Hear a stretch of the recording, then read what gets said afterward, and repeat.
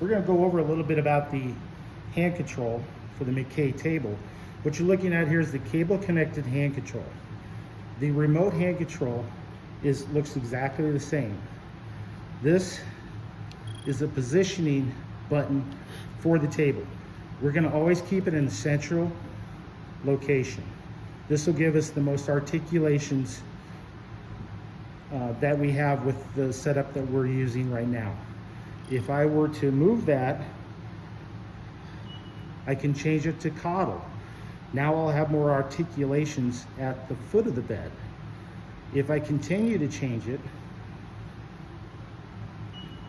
I get cranial, which gives me more articulations at the head of the patient.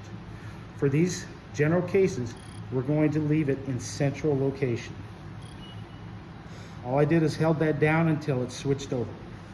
The next up is our longitudinal slide button. This will allow me to slide the table back and forth. There's an 18-inch slide. So you have plenty of flexibility when it comes to how far your patient is away from the column. This is my up and down.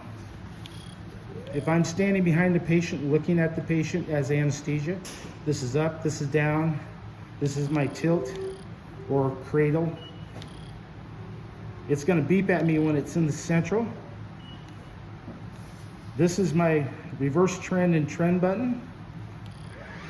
Your maximum here is 80 degrees. As I go up the table, with different articulations and different accessories, if I had split legs on here, I can use this button to scissor the legs, one up and one down. This will allow me more articulations to move the table into the foot up, the foot down. This will allow me to send the back up, the back down. This is for if we had it in cranial, it'll give me a little bit more articulations on the back section. This is a return to level. I hold that down, it returns to level. Then it beeps at me to see if I want to level the legs as well. All I have to do is hit the button again and it will level the leg section. Again, return to level, and if you want the legs leveled, hit it again once it beeps. This is a memory button. We'll go deeper into that, but if you're doing a case and you have to come back to a certain position, I can do a per case memory by hitting this button. It'll save that case, and then every time you hit it, it erases that old one and resets a new one.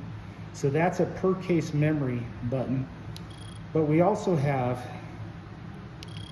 a folder in here that I can open up and I can save different cases on here. I can mark that as Dr. Jones, save the position, and then every time you need to go back to that, we'll just call it up and hit the button.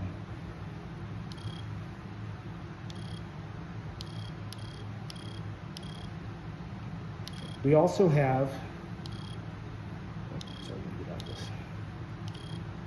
reverse trend. This is my reverse orientation button. Right now I'm in normal orientation. My dot is on the side with my patient's head. That means I'm normal orientation. If for some reason it's been changed and you want to reverse it, all you have to do is go back to it.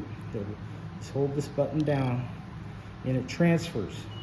Now it's in reverse orientation. The reverse button's lit up. We got a big R up here, and you notice that the patient's head is down here and the blue dot is over here. So now everything is reversed.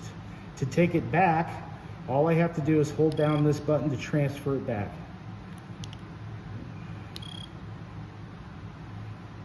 And now we're back in normal orientation.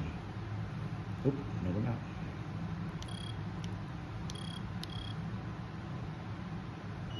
Now we are. Okay, now it's in normal. Blue dot, patient's head. That's the basics of the hand control.